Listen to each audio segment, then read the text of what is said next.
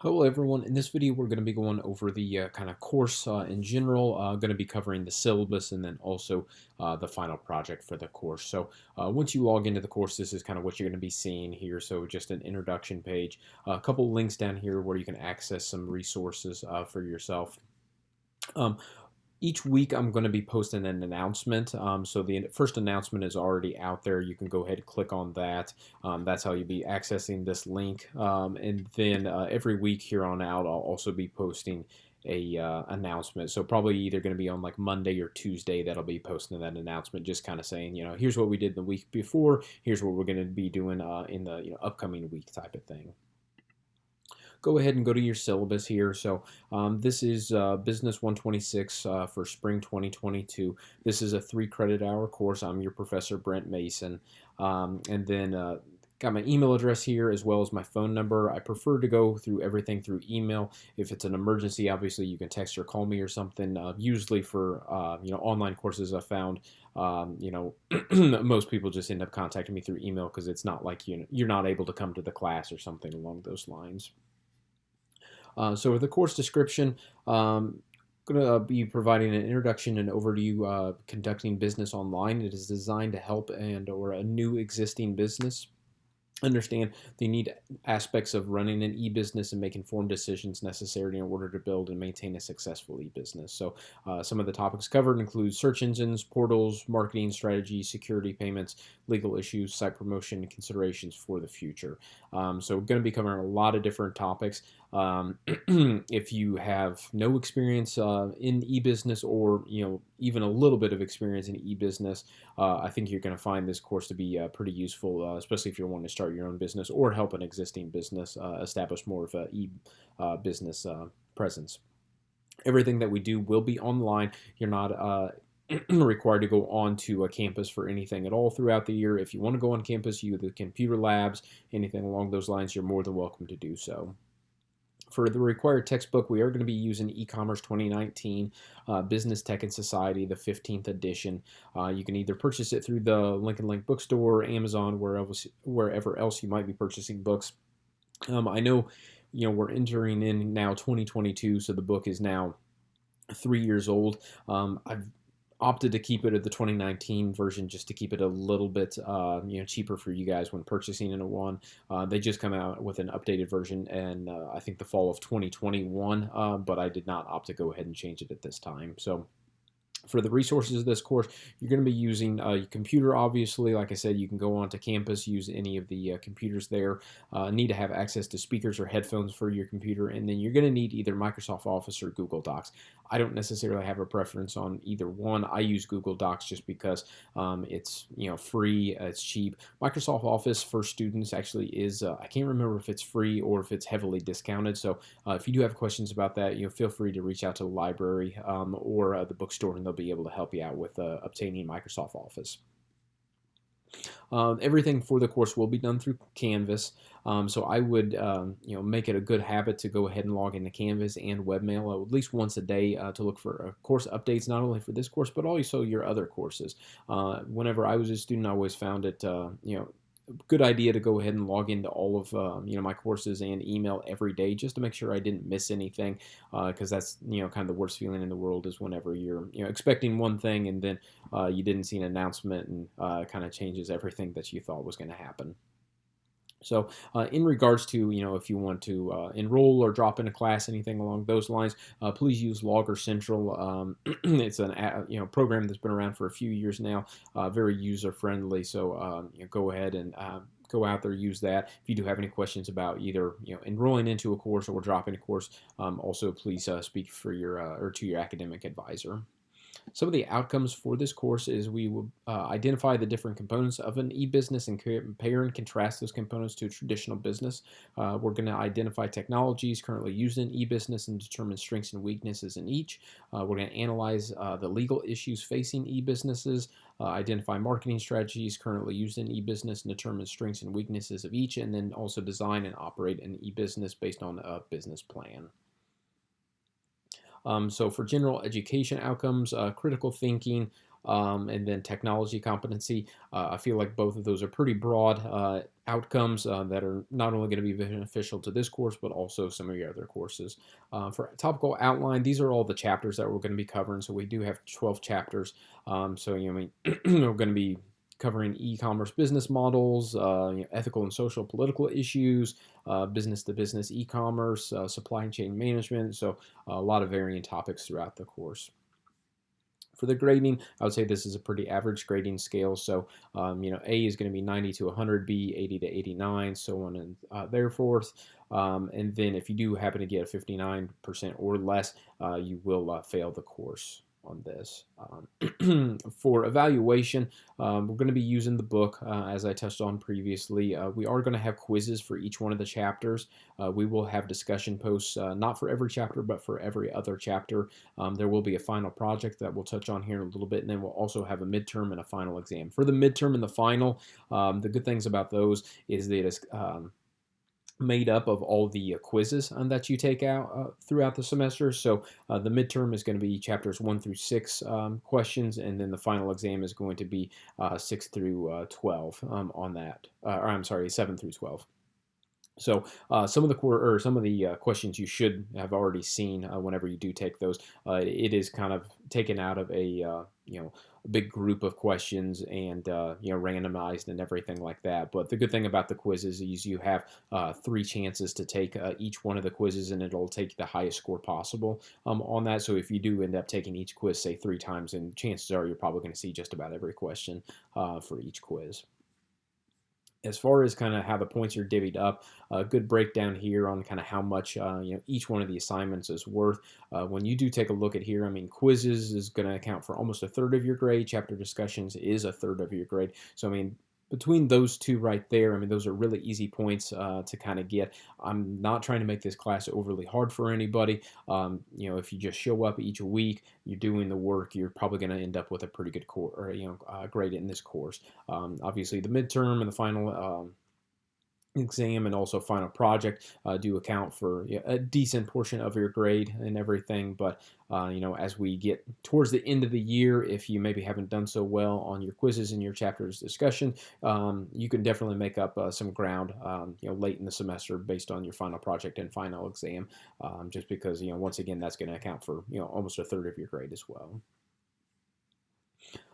So throughout the semester, I think it's probably a good idea to just consult the syllabus for general timelines for this class. We'll get down to the schedule for the course here and a little bit down towards the bottom of the syllabus. As far as kind of the course schedule each week is going to start on a Monday, and then all assignments will be due on Sundays at 11:59 p.m. The only a time that would not kind of follow our general timeline is towards the end of the semester with our final project and then also our final exam. Those are due, I think, on like a Thursday and like a Tuesday, something kind of weird, just because when you get to that time of the year, everything's kind of thrown off just with the course or with the campus schedule. One thing to note here, late work is not accepted. If you do have, some sort of, whether it be athletic event or if you have, a personal matter or something like that, please let me know as soon as possible on that. I try to be as flexible as I can with students, but if it's, 3-4 days after the fact, you're emailing me saying, hey, can I get full credit for an assignment that I just turned in? I'm not going to accept that, just because I try to stay consistent not only with this course but with all of my previous courses and all of my future courses, just because I've told people no in the past, and it's not necessarily fair to them if I make the exception for you. For tests and assignments, everything will be posted during limited durations on Canvas, so you're only going to have a certain amount of time to get those complete. So it's your responsibility to stay current and check the online materials regularly. Each assignment has a due date displayed in the header of the assignment in Canvas. Unless otherwise stated, all assignments for the week are required to be posted by 11:59 on Sunday nights. So one of the things I do want to note here is we will be using publisher-provided test banks. So unfortunately, these test banks are not 100% accurate.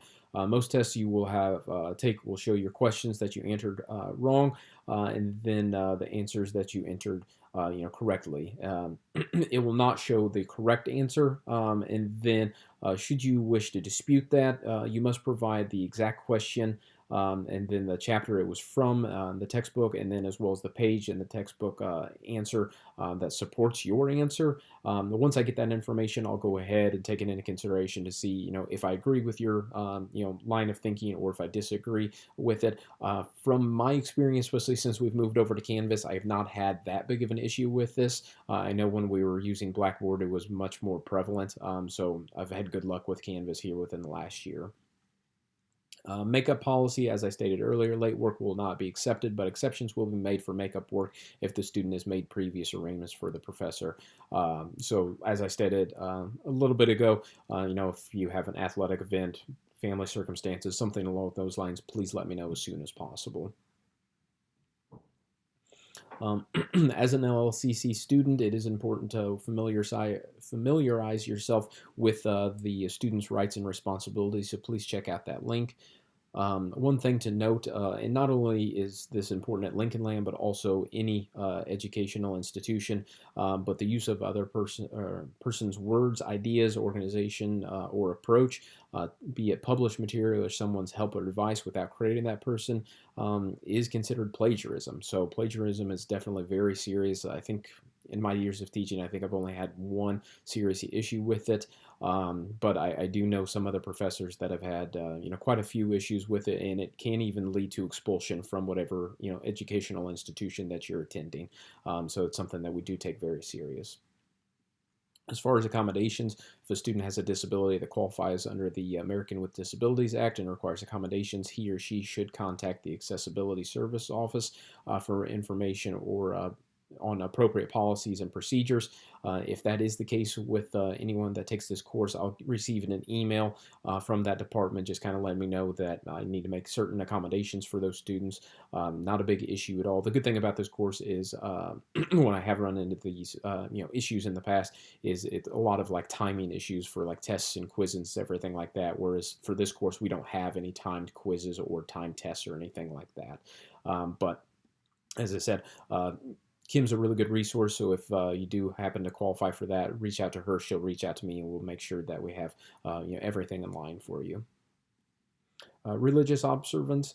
If you must miss any class due to religious observance, you must notify your instructor at least 10 college business days in advance in order to receive reasonable accommodations. Once again, the quicker you let me know, the better I'm going to be at making those accommodations for you.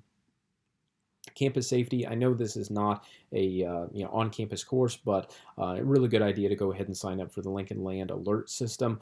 Sends you a text, gives you a phone call. If something were to happen on campus, especially this time of the year where we are experiencing, crazy weather with the wintertime, if there's going to be snow closures or anything along those lines, you'll get those texts and messages and everything like that. And then also I do have the Lincoln Land Police Department contact information right there.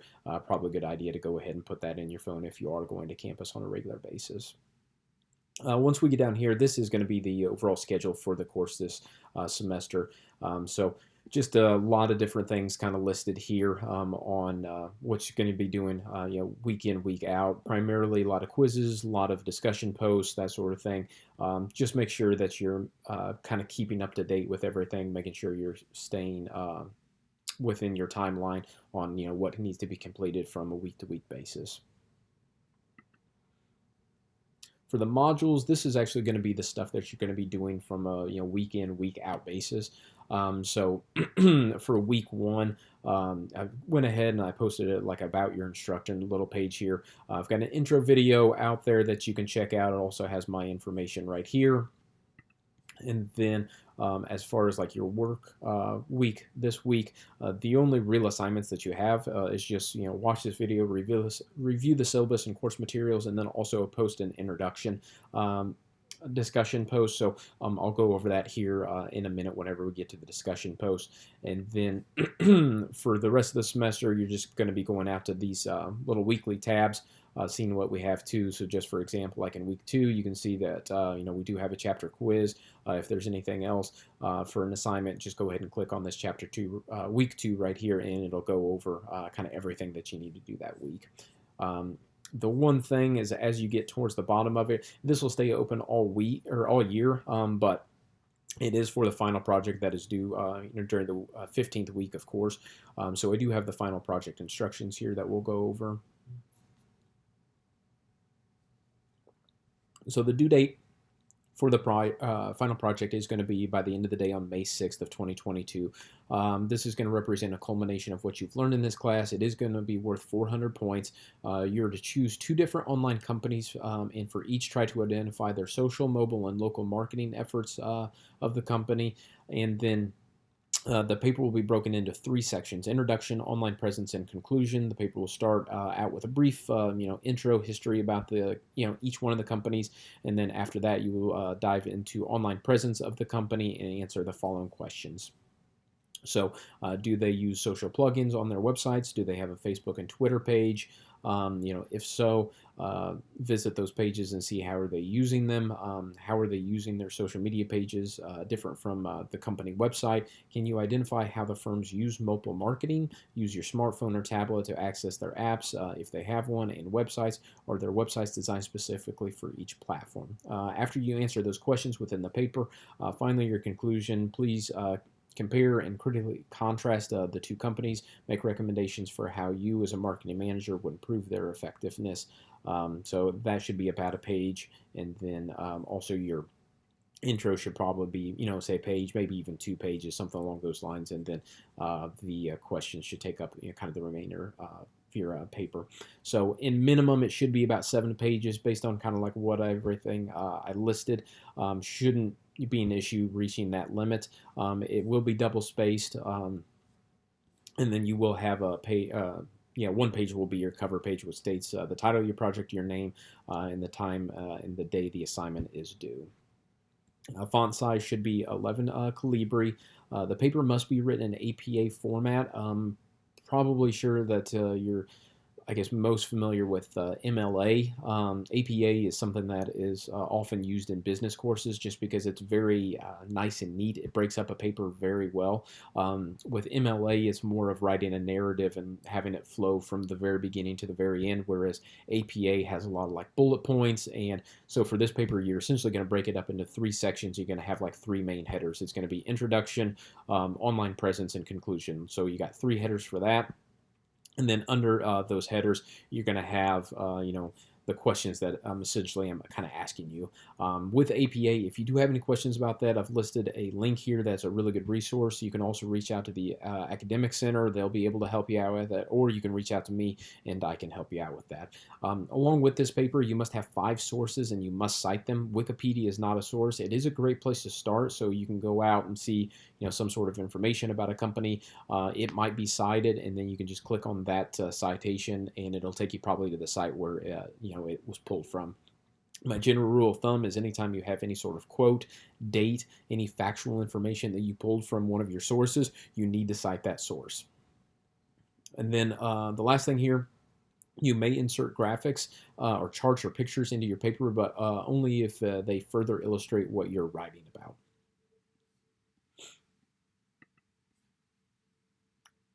So just to go back down to the final project here, there is a rubric, kind of what I'm looking for in regard to the final project. What I do at the end of the semester when I'm grading all of them, I'll print this out. I'll circle kind of where you fall in for each one of these factors here, and then I'll upload that and then put that into your grade whenever I do submit that at the end of the semester.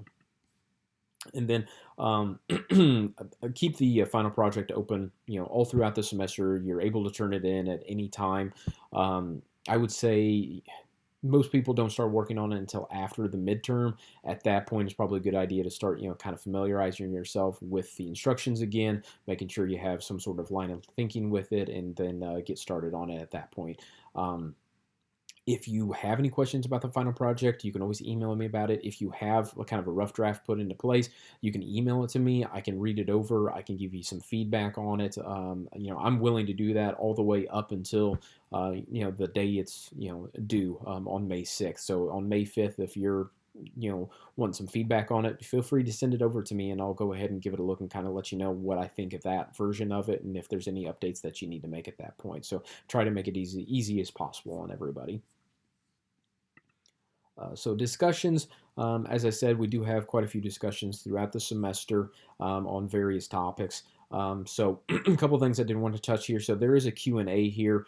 If you have any questions about the course and you feel like it's going to be relevant to other participants of the course, you can go ahead and post it here. I will try to reply within probably a 24-hour period. I've noticed usually within the first week there's a lot more questions than, say, at the third and fourth week, just because it's a new course to everybody at that point. And then for the course introductions this week, you'll go ahead into this. Just some general information here, answer these questions into that. I just kind of like to get to know everybody and, see the answers to everybody's questions on that. Quizzes, these are going to be pretty standard here, so each week you can go out, access those.